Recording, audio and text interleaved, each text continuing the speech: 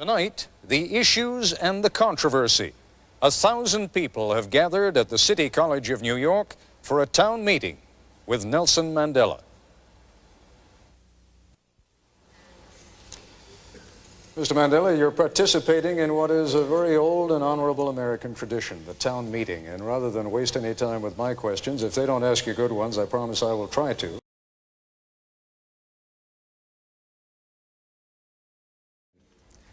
Those of us who share your struggle for human rights and against apartheid have been somewhat disappointed by the models of human rights that you have held up since being released in jail. You've met over the last 6 months 3 times with Yasser Arafat. Are these your models of leaders of human rights? And if so, would you want a Gaddafi or an Arafat or a Castro to be a future president of South Africa? One of the mistakes which some political analysts make is to think that their enemies should be our enemies.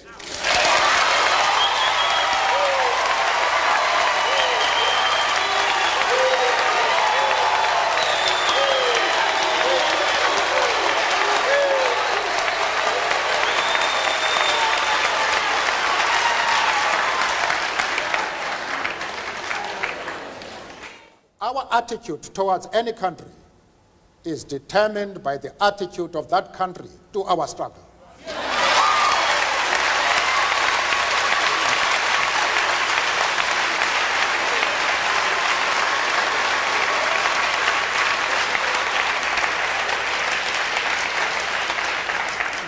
Yasser Arafat, Colonel Gaddafi, Fidel Castro support our struggle to the hilt.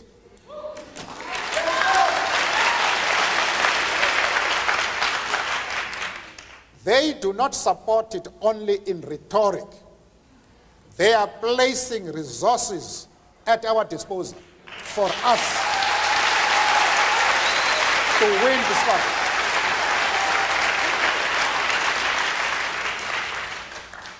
That is the position.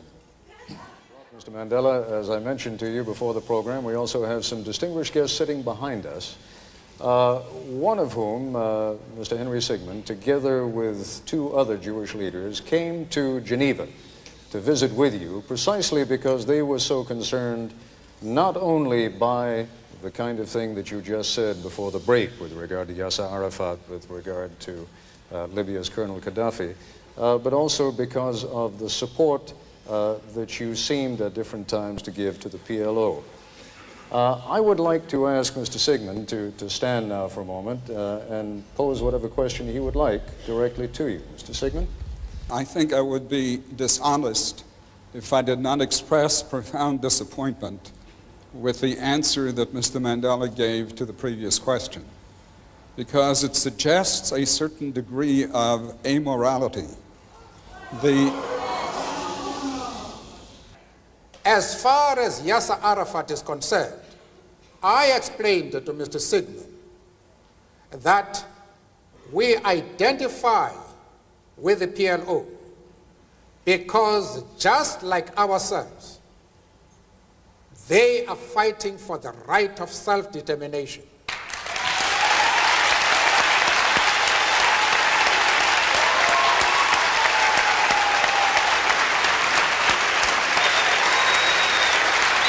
Mr. Mandela. Thank you very much. We have ripped through the first part of this broadcast extraordinarily quickly. There are still a number of issues that we have to take up with Mr. Mandela, not the least of them being sanctions by the United States against South Africa. We will continue with that in the Nightline segment of this broadcast. Just a quick break now. We'll be back. And we are back once again at the City College of New York with Nelson Mandela. And Mr. Mandela, we have just heard a number of the things that you said in our hour between 10 o'clock and 11 o'clock this evening. Some controversial things, not the kinds of things necessarily that a very political man says. If you were very political, you might have been more concerned about not alienating some people in this country who have it within their hands, within their power, either to continue sanctions against South Africa or to raise those sanctions, to lift them. Why were you not a little more political? Perhaps we're too accustomed to politicians in this country. I do not understand what you mean. Perhaps if you clarify what you are referring to, I may be in a position to comment. What I'm saying is that in this country, for example, there has been for many years a close alliance between the Jewish population and the black population in the civil rights struggle. There is likely to be a rather negative reaction to some of the things that you have said. That reaction could very well cause people to call up their congressmen, their senators, and say, go ahead, lift the sanctions. Why not? After all, President de Klerk is doing a great deal against apartheid. Only today, in fact, his number 2 man, Gerrit Viljoen, said that the government perceives itself in South Africa as being part of the anti-apartheid struggle.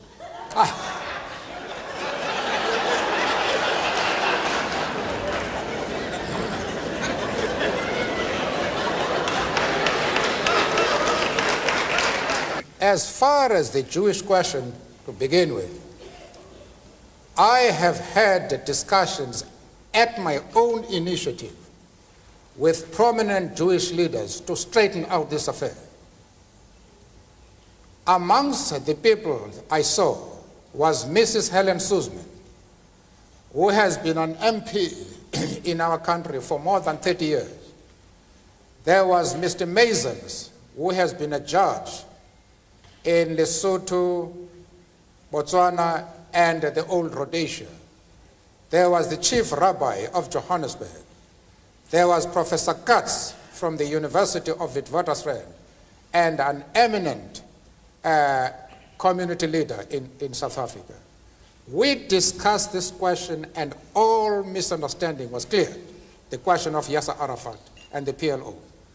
I have also discussed the question with the Jewish leaders in the USA and very top people like Mr. Sigmund.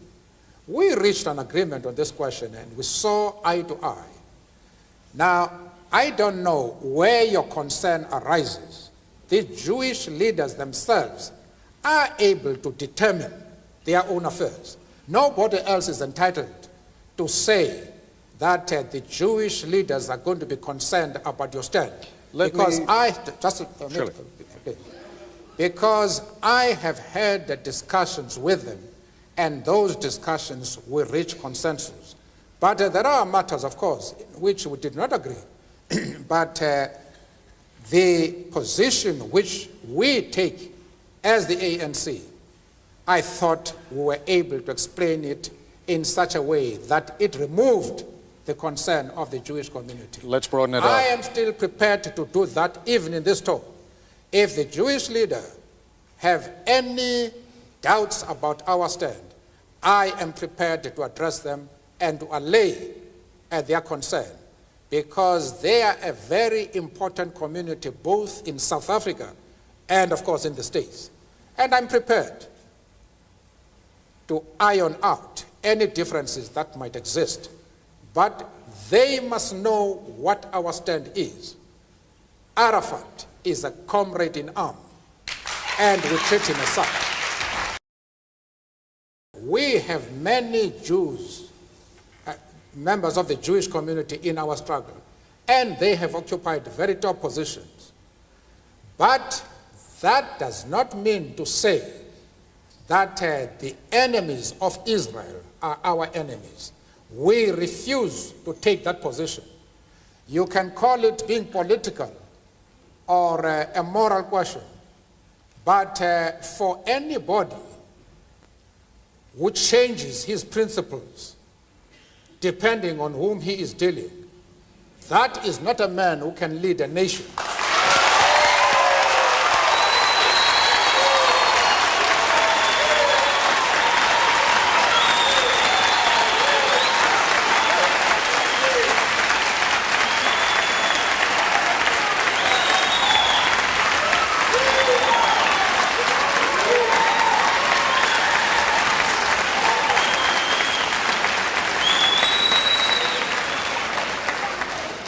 Apparently,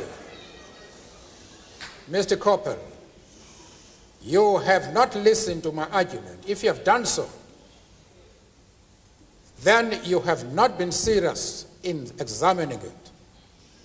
I have replied to one of our friends here that I have refused to be drawn into the differences that exist between various communities inside the USA. You have not commented that I am going to offend anybody by refusing to involve myself in the internal affairs of the USA. of the USA.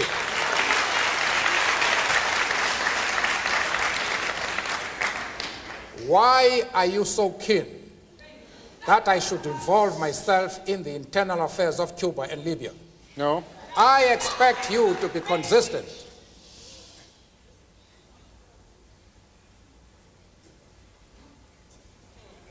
I don't know if I have paralyzed you. No.